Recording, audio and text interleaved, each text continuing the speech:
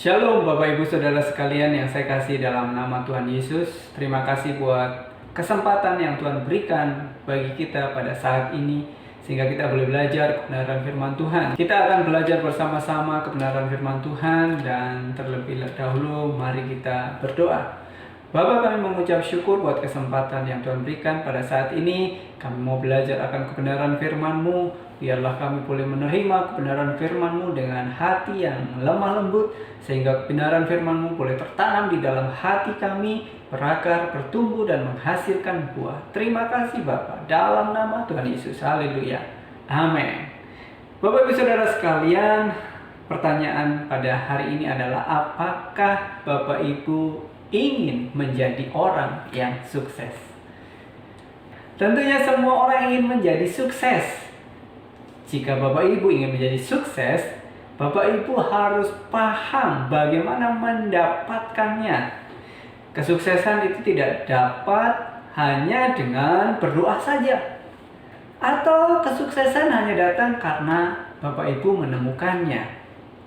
Berjalan bersama Tuhan, mencintai dan melakukan segala perintah Tuhan adalah kunci kehidupan yang sukses. Berjalan bersama Tuhan, mencintai dan melakukan segala perintah Tuhan adalah kunci kehidupan yang sukses. Di dalam Mazmur pasal yang pertama, ayat yang kedua dan ketiga, dan juga Mazmur 112 ayat yang pertama, di sana dikatakan, tetapi yang kesukaannya ialah Taurat Tuhan, dan yang merenungkan Taurat itu siang dan malam. Ia seperti pohon yang ditanam di tepi aliran air, yang menghasilkan buahnya pada musimnya, dan yang tidak layu daunnya. Apa saja yang diperbuatnya berhasil. Di sini dikatakan apa saja yang diperbuatnya berhasil.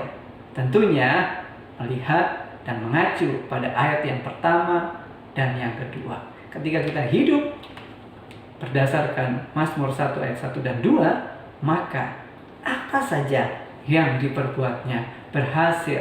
Di dalam Mazmur 112 ayat yang pertama, di sana dikatakan, haleluya, berbahagialah orang yang takut akan Tuhan, yang sangat suka kepada segala perintahnya. Haleluya. Ketika kita suka mencintai kebenaran firman Tuhan, maka itu akan terjadi di dalam kehidupan kita semuanya. Bapak Ibu Saudara sekalian yang saya kasih dalam nama Tuhan Yesus Kristus, kesuksesan itu adalah perjalanan, sebuah perjalanan yang kekal dalam perjanjian kekal, di mana Allah berjanji bahwa Ia menjadi Allah kita dan kita menjadi umat-Nya selama-lamanya. Bagian kita adalah menjalaninya, dan bagian Allah memberkati kita. Jadi kita tidak meminta atau mengharapkan berkat, tetapi kita harus berjalan di dalamnya. Bapak Ibu Saudara yang sekalian yang saya kasih dalam nama Tuhan Yesus Kristus, berjalan bersama Allah itu adalah kunci daripada kesuksesan.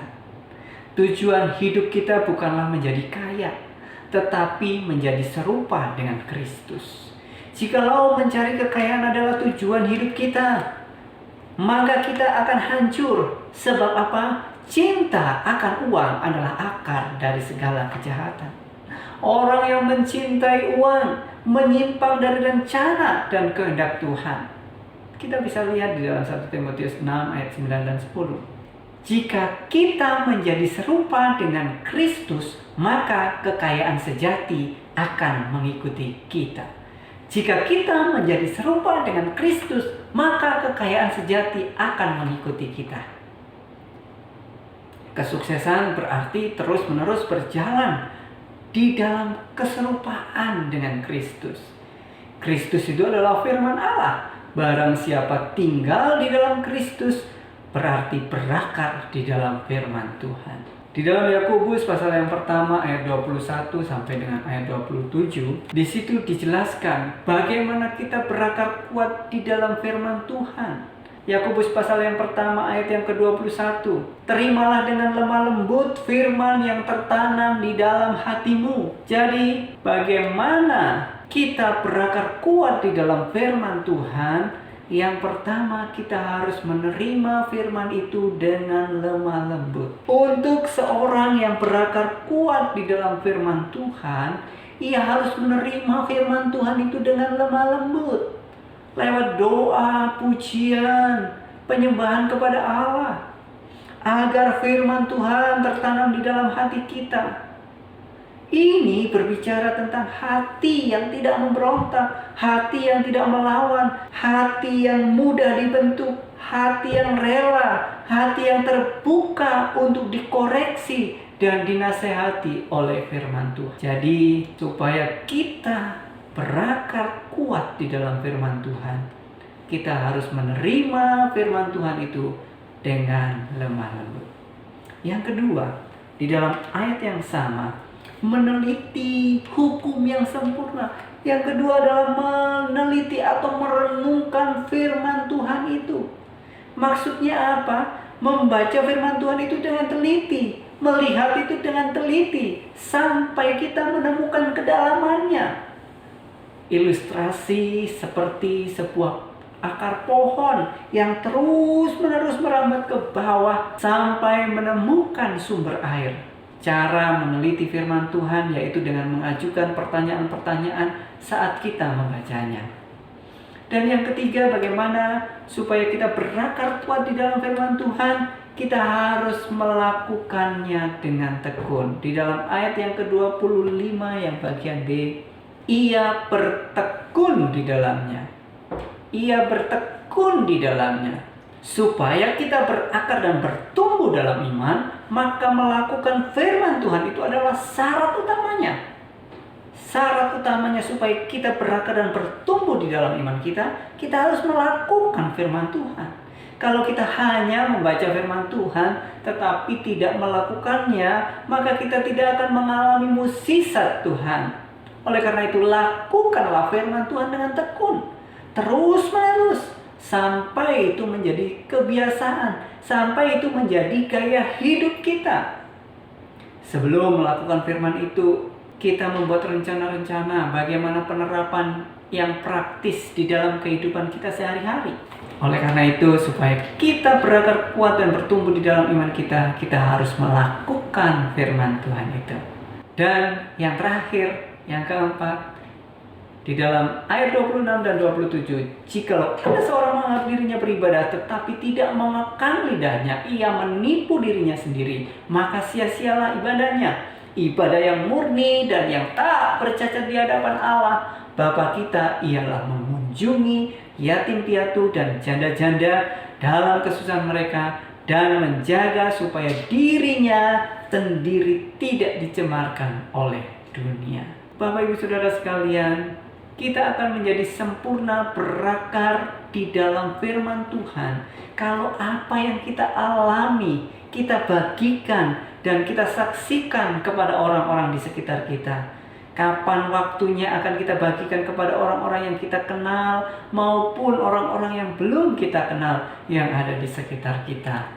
Melalui media sosial yang Bapak Ibu punya, kita bagikan pengalaman apa yang sudah Bapak Ibu alami bersama dengan firman Tuhan. Kita bagikan buat mereka supaya mereka juga boleh mengalami berkat yang sama.